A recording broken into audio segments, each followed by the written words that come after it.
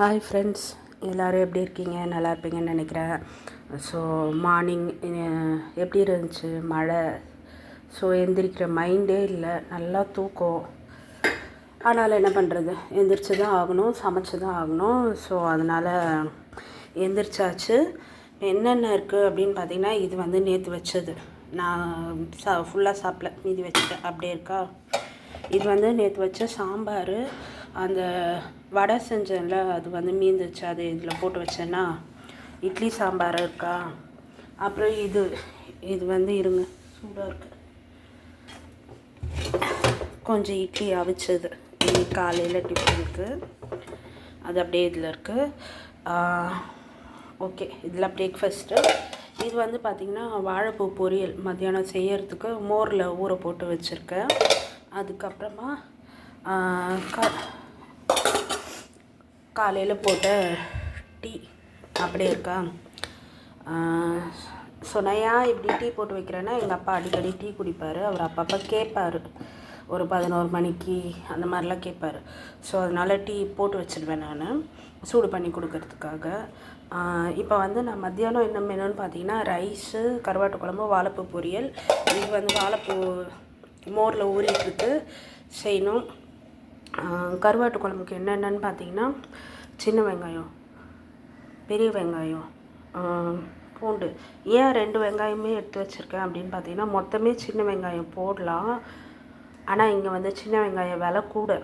So அதனால் நம்ம வந்து சிக்கனமாக யூஸ் பண்ணோன்றதுனால ஒரு பெரிய வெங்காயம், ஒரு 4 சின்ன வெங்காயம் டேஸ்ட்டுக்காக. ஆனால் சின்ன வெங்காயம் போட்டால் தான் டேஸ்ட் நல்லாயிருக்கும்.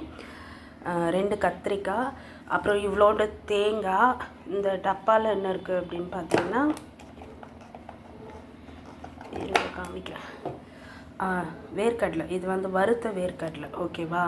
ஸோ ஆக்சுவலாக பச்சை வேர்க்கடலை தான் போடணும், ஆனால் நான் வந்து வறுத்த வேர்க்கடலை தான் இருக்குது அப்படின்ட்டு வறுத்த வேர்க்கடலை போடுறேன். அப்புறமா நம்மளோட மெயின் இன்க்ரீடியன்ட்ஸ் என்னென்னா கருவாடு இருக்கா.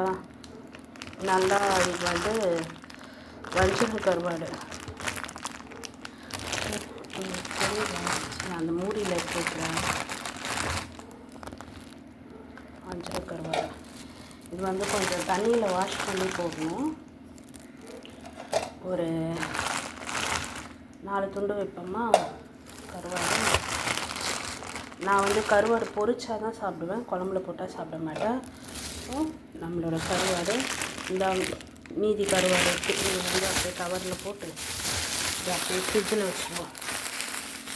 நான் ஃப்ரிட்ஜில் தான் வைப்பேன். ஏன் அப்படின்னா எறும்புலாம் வராமல் இருக்கும். அதே மாதிரி கருவாடு ஃப்ரெஷ்ஷாகவே இருக்கும், அப்படியே அந்த மனம் சொல்லுவாங்கள்ல, அந்த ஸ்மெல் அப்படியே இருக்கும். அதுக்கப்புறம் பார்த்திங்கன்னா, சாயங்காலம் அவிக்கிறதுக்கு வெள்ளை முக்கடலை ஊற வச்சுருக்கேன். ரைஸு, இது வந்து அப்பாவோட செக்ஷன். தக்காளி பழம், 3 தக்காளி. அதுக்கப்புறமா கொஞ்சம் புளி ஊற வச்சுருக்கேன்.